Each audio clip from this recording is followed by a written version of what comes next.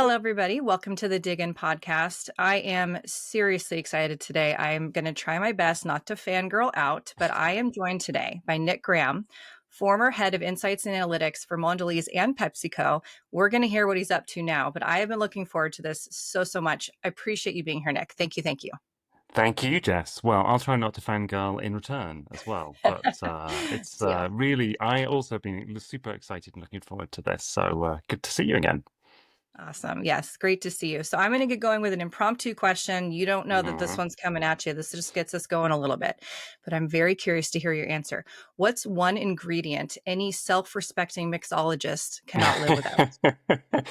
Yes, you have been doing your homework, so you know that I love a bit of mixology in my spare time. Although I will say, since I moved to Portugal, I have swapped out some of the cocktail making for wine drinking.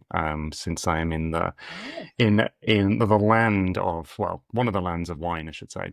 I love some Cointreau. Cointreau is mhm. super versatile. I can use it in a few different cocktails, and there's quite a few sort of like little fortified wines and stuff as well that can be kind of good mixer, good ingredients. So, I mean, I could spend a whole podcast talking about that. So probably that would be my first answer. And if anybody wants Yeah. more information, I'm happy to follow up and do a whole separate session on it. Yeah. I think an ethnographic deep dive on your, bar For and your, sure. your cocktail chart Absolutely. would be good. Yeah, absolutely. Well, okay. I will put that part aside for today's conversation. Let's turn it back to you. Tell us about your background and what you're up to now. Sure. So, as you teed up, I've spent the last decade or so in corporate insights analytics jobs. I started in PepsiCo, where I led insights and analytics for our global beverage category team, and then for our US insights team.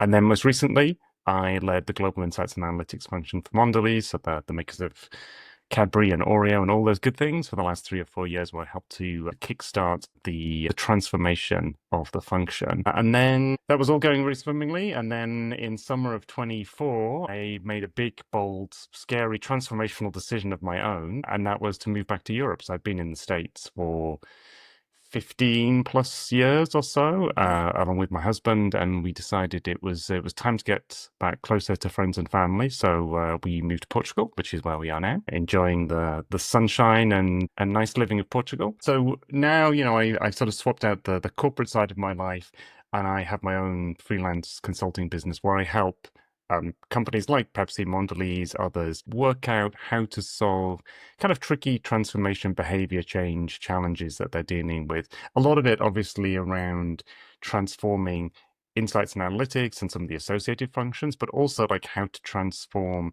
behavior change out in the market as well, right? So where they're dealing with particularly challenging shift in consumer or shopper behavior that they're looking to drive. So yeah, leveraging all my experience, but from a different seat now. How fun for you, though. I love that you get to go to the other side. I don't know which one's the dark side, client side or the more consulting side, but It probably depends depends on on the the day. day. Depends on the day, exactly. Yeah. Well, let's dig into that because there's one of the stories from your background that's particularly telling in terms of this idea of transformation. And Nick, we talked about it. Our listeners really do crave inspiration from other leaders, and I think one of the best ways to inspire is to tell us a story. And at the time that this story took place, it was at PepsiCo when the company was really looking at how to rebuild the global brand equity capability for the Pepsi brand itself, which is kind of a big deal. So set the stage for us. What was the Yeah. organizational context at the time? How did you kind of know that you had to rebuild this capability? Yeah, so we're gonna take a trip back in time to 2015, so almost exactly 10 years ago, probably a little under. So at the time, I was running insights and analytics for our global beverages category, and because I think I was so frustrated with how things were operating, not just at PepsiCo Insights, but sort of within the industry, I had also started to dabble in some somewhat more transformative initiatives. So I was working on moving towards a more DIY advertising testing approach. And so I was sort of like helping in my spare time, not that I had any spare time, but I was sort of like a freelancer for the Global Insights Capabilities team as well. So kind of set that as context as to how I ended up running this task force on brand equity. So that was my context. At the same time, from a business perspective, I think there were one big factor, which was if people remember the days when zero-based budgeting was like the big thing, like Yeah. everybody was going through zero-based budgeting, and Pepsi was no exception from that perspective. So we were, forensically being challenged and rightly challenged, right, on a lot of our spending and whether we could do it more efficiently. And, unsurprisingly, one of the biggest individual line items in our budget was brand equity tracking. And so from the global insights leadership team and the business leadership team, there was suddenly this like big spotlight on brand equity tracking. People like were Mhm. spending millions of dollars every year on brand equity for what? Like, what's the purpose? Because most of our senior global business leaders, including our insights leaders, only really saw it sort of show up as a scorecard once or twice a year, right? They would see, Right. like, here's our brand equity scores up, down, blah, blah, blah. It's not that they didn't believe in the concept of equity, but again, with that kind of context of the zero-based budgeting, suddenly they're like, well, is this good value for money? Are we really getting return from this? Are we really using this for it to its utmost? So there was this huge push from the center to not only rethink equity, but actually, and this was one of the scariest thing, was to turn it off until we could prove the value of it, right? That was Yeah. how um like such what the big situation we were in. So from the center, very clear in one respect, clear that we needed to investigate this, we needed to challenge it, and we were going to switch it off until we could prove the value and prove what we were going to do with it. However, on the other side, the local teams did not feel like that at all, right? So you had this very, Yeah. very sort of clear push from the center, but the local teams didn't feel like that in the slightest. For them, particularly in beverages, which was obviously my background. Beverages are a little bit unlike snacks to a certain extent, where PepsiCo was a lot more dominant in snacks, right? There was obviously a lot of smaller competitors, but it tended to be the big player. Obviously, Mhm. in beverages, we were often competing with Coca-Cola, and so there was this bigger sense of a brand battle that we were fighting. And so equity, even more, it wasn't just like conceptually important, it was like felt very, very important to people every single day. And for a lot of our, both our big markets and our small markets, but particularly for the small markets, equity tracking was really one of the few tracking studies that they ran every year. And so it provided this huge amount of information. Now, as we will discuss, it's not necessarily always being used, but it gave people the feeling that they had all of this sort of input coming in regularly. And so when you take the fact that from a local perspective, you had lots of beverages markets where equity felt very, very critical, and particularly in dealing with retailers, right? To be able to say we have the most Mhm. loved brand or whatever it might be in the marketplace, or a much more loved brand than our share might suggest. And then when you think about some of the small markets for whom this was an incredible source of information, data, insight, you suddenly had this huge yawning gap between a central team that felt convicted that something needed to change and a local team that were like, why are we changing anything? We're And good. why have you Yeah. suddenly turned off my equity study that I rely on and that I have all the historical data for? So at this point, this is where I come back into the story, I guess. So as I said, I'd been leading a number of digitization transformation initiatives. And I don't know if I can't actually remember if I offered to run this task force if I was sort of voluntold. It's a little Okay. blurry in my memory because I then spent 18 months working on it. And so it's all sort of in the midst of time now. Either way, what I do remember is I was very passionate about the concept of equity. And I felt also that it was an important part of our understanding as a business, right? And a key driver, it should be a key driver of how we make decisions as an organization. And so I think I probably partly offered and then probably partly got sort of like sucked into the leadership role. Right. Right. And so I offered to run a task force to try and work out like how do we move forward, right? How do we solve this seemingly kind of complex and untractable problem? And I think the big thing that became clear to me very, very quickly was first and foremost, we needed to find out what even do we mean by equity, because we weren't even really clear on that. So if you think about it almost as sort of like the pyramid, even the definition of what we were talking about, we needed to be clear on. From a business outcome, from a global perspective and below, we needed to work out um, what actually do we want to do with this information, right? So before Mhm. we start, because immediately and this will talk probably, I guess, about my general learnings about transformation. Immediately, people go to solutions, right? Because they're impatient to see change happen. Yep. So I would daily get emails from business leaders across the organization say, I've seen this. Have you seen this? Let's look at this vendor. Let's do this. Let's do this. Let's just go to here. And I'm like, okay, time out, everybody. Before we do anything, we need to agree what we're talking about and we need to agree what we're going to use it for as an organization. And Hmm. then just as importantly, sort of in the third layer, is we need to bring the markets along with us and they need to feel on board. They need to feel ownership. They need to feel engaged with and part of this journey that we're going on. So essentially, we sort of split it down into those three parts, which I called sort of uh, conviction, clarity, and co-ownership. So the conviction was all about we went and we talked to some internal stakeholders, but we also talked to a lot of industry experts. We obviously talked to Ehrenberg Bass, but we also talked to a lot of our agency partners and some of their thought leaders as well, and just started to work out what do we as PepsiCo actually believe equity is. Like, what is this thing that we're trying to measure in the first place?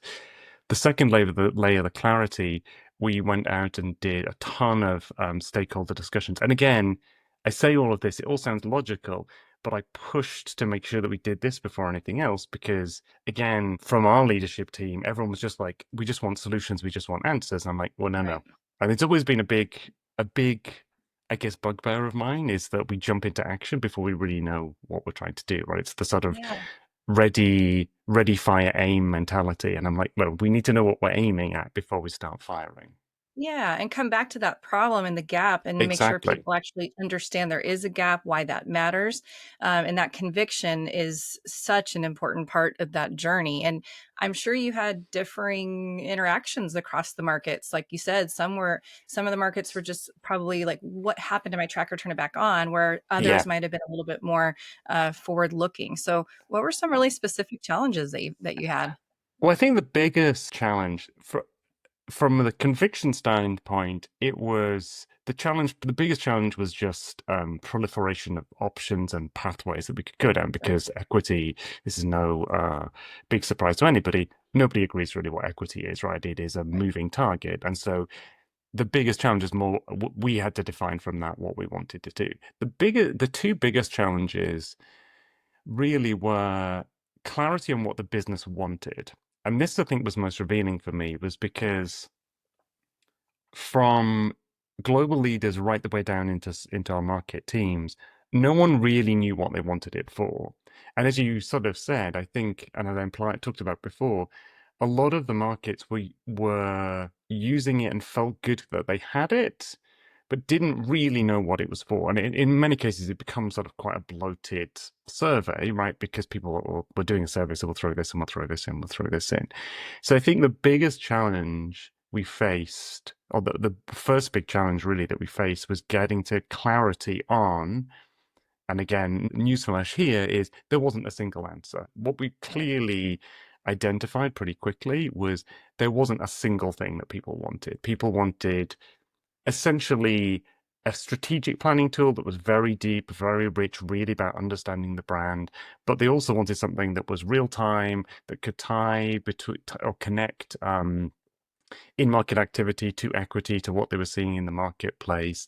Some people wanted to also use it to understand consumer behavior. So basically, what we quickly realized is we needed to help the business understand that there were two or three different jobs that we were trying to do with this tool, Hmm. and what we were unlike we would push to see if we could find a single solution, but the likelihood is very early on we reset expectations that potentially this would need multiple solutions in order to be able to answer really what the business needed.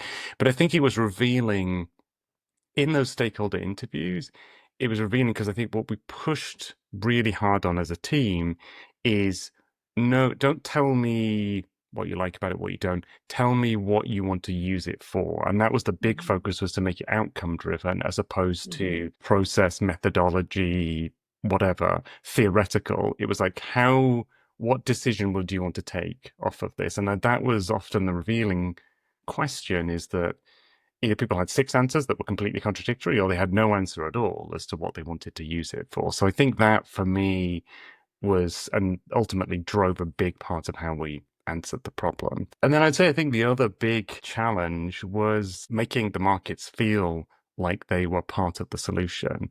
So, Mhm. the typical approach, not just Pepsi, but lots of big corporates, is they set up a central team. Maybe there will be input from the markets, sure, but they set up a central team, a task force, and they drive the thinking.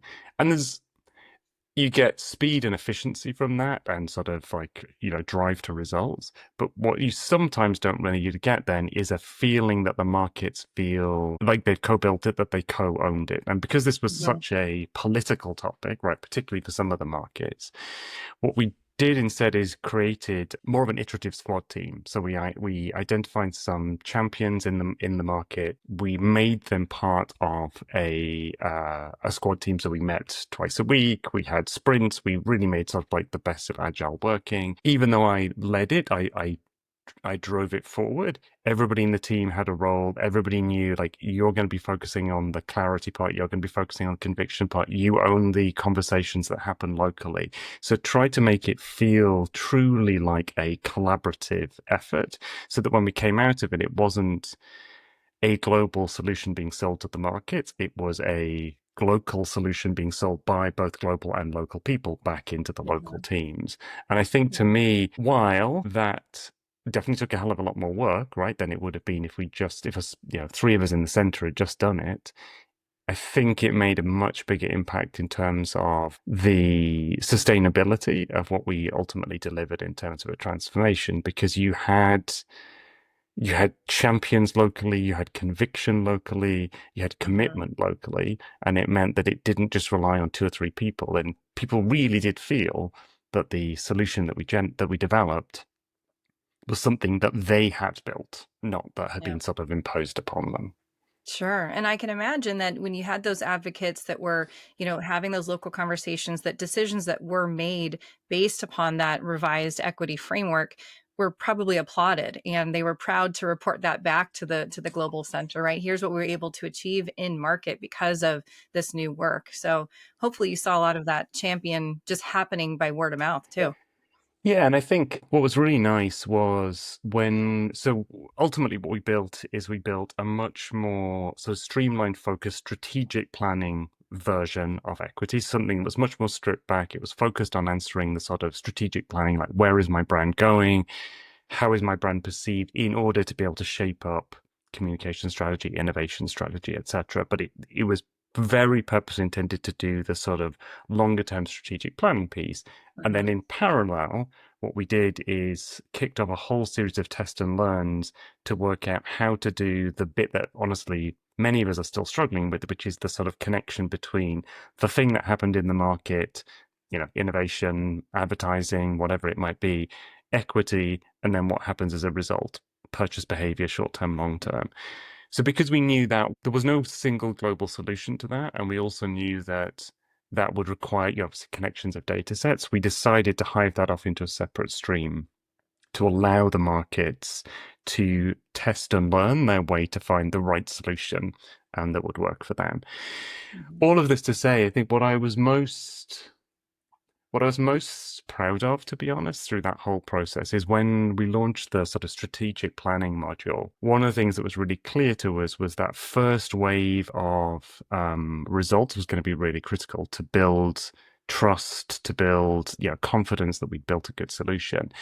And as we know, data is data, but it's what the story you tell with the data, how you use the data Yep. that makes the biggest Yep. difference. So what I was really proud of is that the local teams, the local champions that worked on this locally, they not only helped, say they were in Brazil, champion from Brazil, she didn't just focus on making sure that the Brazil results were really good and really push the agency partner to make sure that they were excellent and useful. She Mhm. then proactively worked with Argentina, with Mexico to make sure that they were also doing it. So we never really even explicitly asked people to do that, but what I loved was the fact that we created this spirit where people were so proud of what they built that not only were they helping their local teams, but they're actually going out to try and make sure, no, no, no, I want this to be a success in Argentina. I want this to be a success in Chile. So Yeah. pushing to actually help mentor and develop other people within the organization to be able to, and other agency partners to be able to apply these learnings and to make sure that it was a success. So I think, to me, I mean, it was by no means perfect because it took a much longer than it probably should have taken, and probably a lot more debate and back and forth.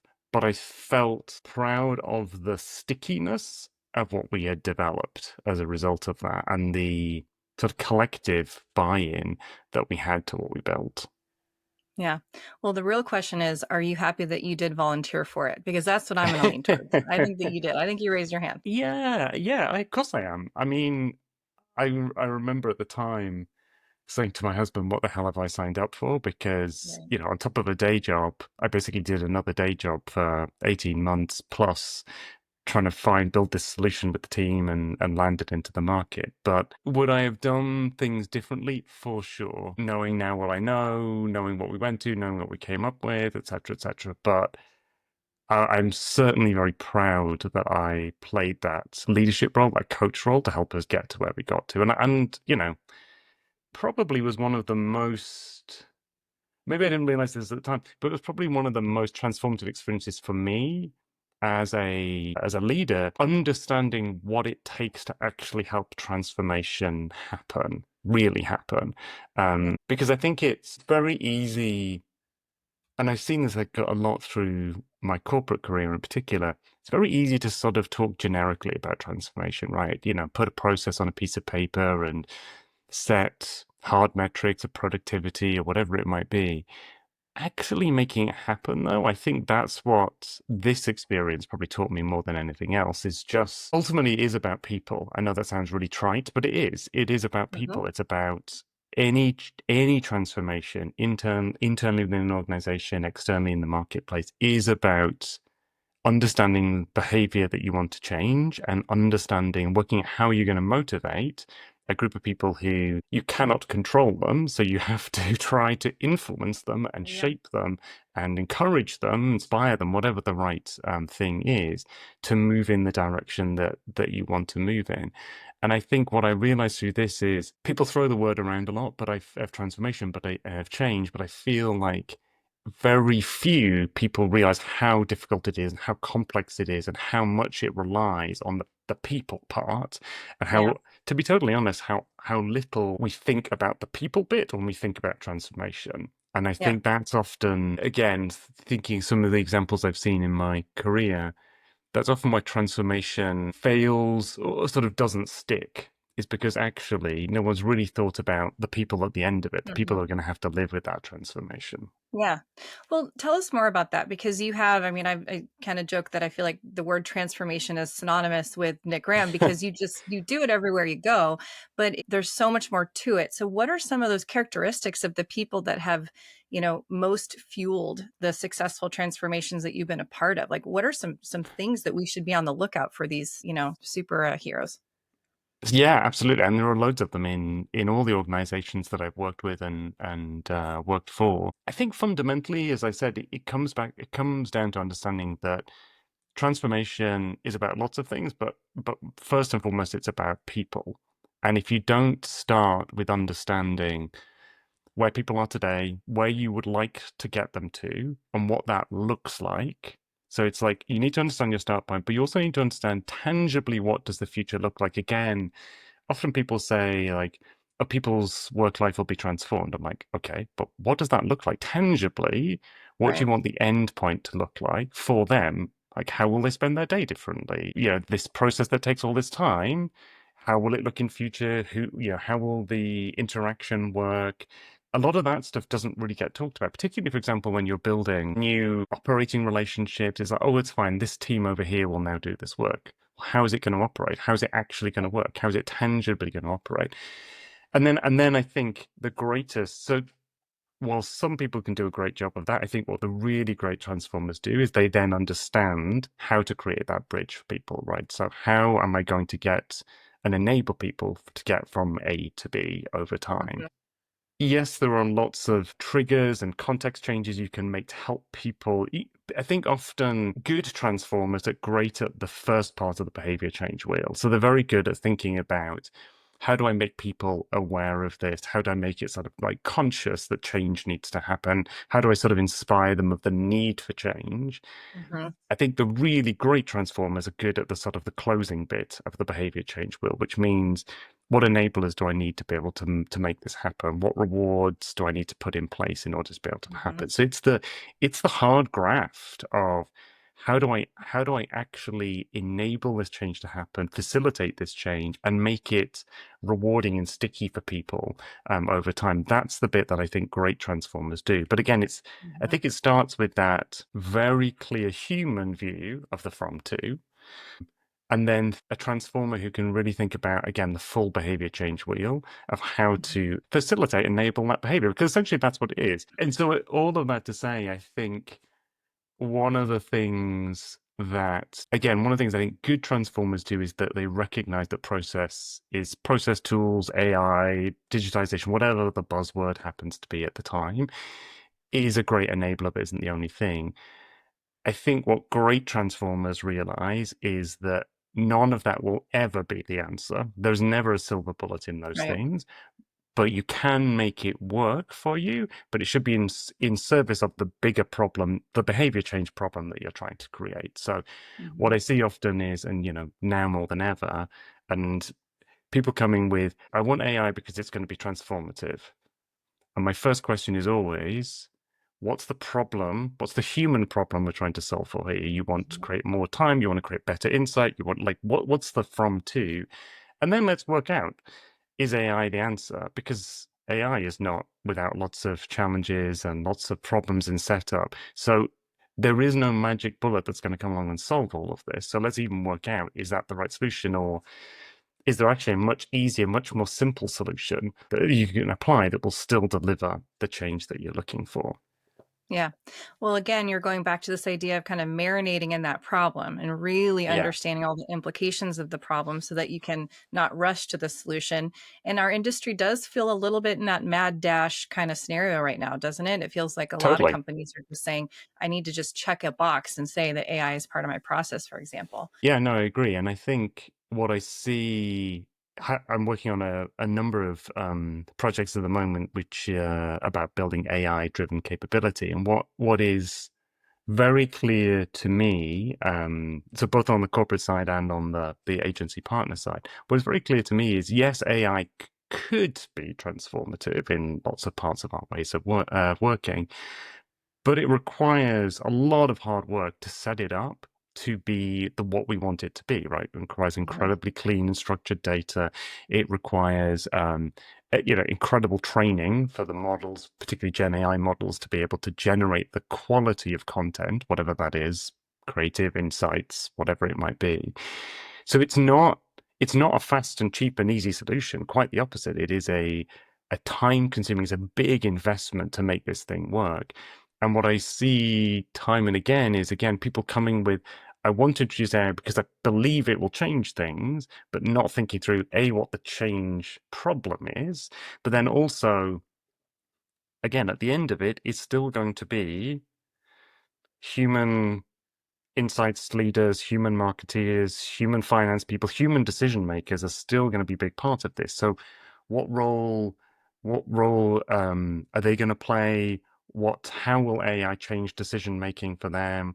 How will you influence and inspire them who will still be making the decision? Like, all of that still needs to be taken into account. Even if you can take out this bit of the process and make it more efficient, there's a whole other bit of process around this and a whole other set of people that are still will be going to work every day and still doing great work. And you need to think about how this is going to interact and fit with all of that.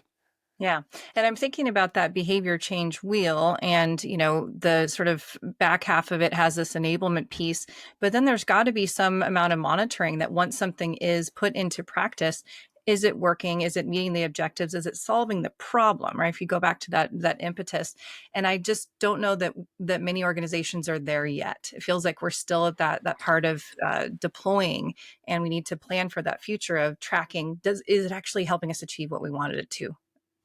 Right, exactly. And I think obviously, that to me starts with a really clear brief about what we're trying to solve for. And I think to your point, a lot of times transformation projects get very sucked up in the what as opposed to the why. But if you have a really sharp and clear why, to your point about marinating in the problem, as frustrating and time sucking as that can feel for people when you're sort of kicking off a project, being really clear on that and being able to say, okay, like the future will look like this, and it will mean three fewer hours doing this. Okay, then I can measure that. I can measure that. Right. I can design a system or a set of solutions and behavior changes that will enable that. And I can think about what we want to use those 3 extra hours to do. But if it's not as precise and as focused as that, you end up with sort of fluffy briefs that lead to fluffy or not precise solutions, and then it's very difficult to monitor if they worked or not. So I agree. I think throughout this, being really precise on the change that you want, and then, as you said, being able to monitor it and optimize it on the back end is part of this cycle, and it is more of a cycle than a linear process. This cycle of actually getting the change that you want. Yeah. Yeah. Well, you can tell that a lot of things inspire you, Nick, but I'd love for you to kind of leave us with what keeps you so inspired day to day to be working in this industry and with your clients and colleagues? What does it for you? Yeah, I mean, it's a great question. I mean, I still love this industry. I still think there's a huge role for insights and analytics leaders in our industry, probably actually now more so than ever, given the complexity and volatility we find ourselves with. And honestly, the need to nudge consumer and shopper behavior in the direction we want hasn't gone away. It doesn't matter what technology we throw at it, it's still the need for us and the need for a team that can help organizations make better decisions about how to do that, I think is more important than ever. I think what keeps me excited is seeing what people are playing around with at the edges of our industry, right? So one of the most exciting things, I guess, about my new life is I have a bit more time and capacity to be able to be out seeing what people are doing at conferences, podcasts, webcasts about what they're doing at the edges of our business. So, I'm doing some interesting work looking, particularly at what AI is capable of, but again, trying to then link it back to someone, with my experience of corporate life, trying to link it back to, oh, this could potentially solve this problem, or actually this is just a, shiny new tool Right. without really any sort of problem to solve. So that to me is what's kind of keeping me inspired and excited. But probably most of all, what G's me up more than anything else is seeing teams that I've worked with, people that I've mentored, making an impact in their organizations. There's quite a smart apart from the whole transformation thing. The thing that excites me most is seeing Yeah. impactful insights leaders affect business decisions. I mean, there's nothing more inspiring than seeing a great insight leader persuade an organization to do something differently than what they'd already planned. Yeah. And helping create that next generation of leadership is something that's so Totally. fulfilling. So I Exactly. love it. I love it. Well, we're going to turn to the final dig. This is all about you as a consumer. Feel free to pull Yeah. off that professional hat for a moment. Although, again, I don't think there's a great divide between the personal Nick and the professional No, Nick. no, they're Um, pretty much the same. there's no two versions of these answers. What's the last product or service you bought on impulse? Probably chocolate. Okay. I'm not sure what's chocolate. I mean, I am a big chocoholic. That's why my last job was probably perfect for me in lots of respects. I have zero resistance to that. It was probably, since we're here, it was probably some sort of Milka chocolate product, I think. Hmm. Yeah. Well, I was going to say it's either the best thing or quite dangerous for you to be working in chocolate category if you are a chocoholic. So maybe some For distance sure. from that. Right. What's a category or brand that you could rationalize any price point for? You just have to have it in your life. Certainly, this is probably true in the last few months since I spent a lot of money on it, is Apple. So basically anything Apple, despite ever more exorbitant prices that they choose to charge me for the thing that I'm using to speak to you on, the wealth of Apple devices that are in front of me right now. Even though I balk at it and go, God, really? Seriously? How many $1,000 am I paying for this? There is something about the effortlessness of the experience, the fact that things, that the sort of function, design, experience of it, everything feels like it's intuitive, everything feels like it's in the place it's meant to be.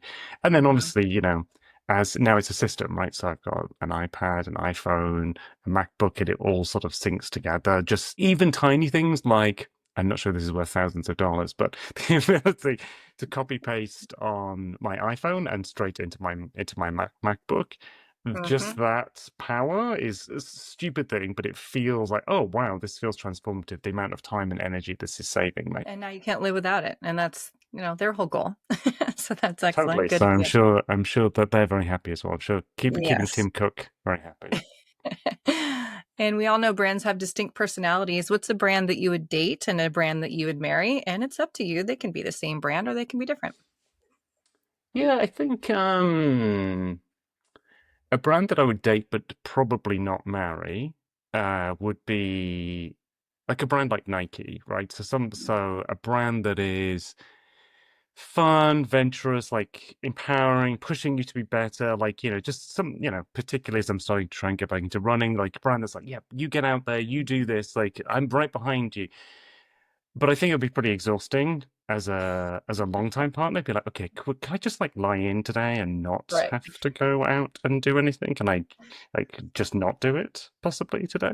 Um, but I Just think for not. a short period of time, that Mhm. is, and right Yeah. now that feels exactly what I need. Marry is a tricky one. I was thinking the other day. I don't know if there's any brand I would really marry per se, although I guess in a way probably you are. We are all married to brands, right? Because we've got stuff that we've taken with us over a long period of time. I mean, certainly probably there are brands even before I joined Mondelēz like Cadbury that I've always had like a huge emotional pull for, the Yeah. brands of my childhood. And so I think there are brands like that that have sort of unconsciously stuck with me. And, being back in the UK a few months ago, just seeing purple packaging immediately brings back all these memories. So I guess there's that sort of relationship for sure. Like choosing to marry though, I would say, I don't know, I was thinking something like Spotify in the sense that Mhm. always knows everything. It knows about you. It always knows what you need. Always kind of popping up with like the range of different things, Mhm. and it always has sort of something to suit the different moods and modes of you, right? So it isn't, if you want dance music, it's got dance music. If Yep. sometimes you're like, oh, I want podcasts because so I think something like that that can stimulate you across the range of emotions and moods that isn't just the Nike, just let's get out and do this. Yeah, exactly. And keeps pushing you, right? Keeps suggesting new and adventurous things. Well, that's a great brand Exactly. to potentially marry. So, any last words from you, Nick? This has been such an inspiring conversation and I really appreciate it. Anything you want to leave us with? I mean, I would just say, I think I'm really, as I said before, I'm really excited about where our industry is going. I think insights, research, data analytics, I think again, we've never had a more exciting opportunity.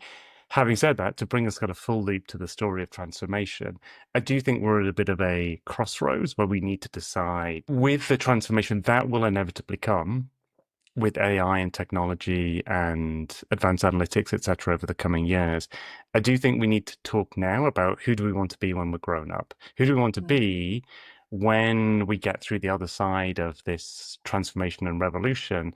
And our lives will have changed. There will be things that, I mean, there are already things today that I'm delegating to ChatGPT because it's much faster and cheaper and quicker and easier for it to do a first draft of something than it is for me to do it. So as we get through that revolution, our lives will have changed. What we do day to day will have changed. What we do versus what a machine does will have changed. And I think we need to not be scared of that. As human beings, we have always used tools to help us do our jobs better, make our lives easier.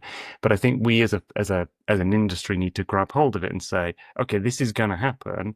Let's shape, therefore, the future of what our industry looks like ourselves proactively, as opposed to sort of waiting for this transformation and then seeing what's left behind. Because I think that could be a much more difficult position for us to be in, rather than we seize the initiative now and sort of shape that future for ourselves. Yeah. Well, that's great advice. Some really important things to think about. And it's, easy to sort of forget about that longer term planning of who we want to be when we grow up. But now is the time to figure that out. So, For well, sure. thank you for being such an influential and inspiring leader in this industry. I truly mean it. I have a hard time whenever I interview you because I'm trying to keep up with all the thoughts in my head that I'm responding to what you're saying. But thank you so much for taking the time. We really, really appreciate your friendship. Great to see you again, Jess. Thanks so much.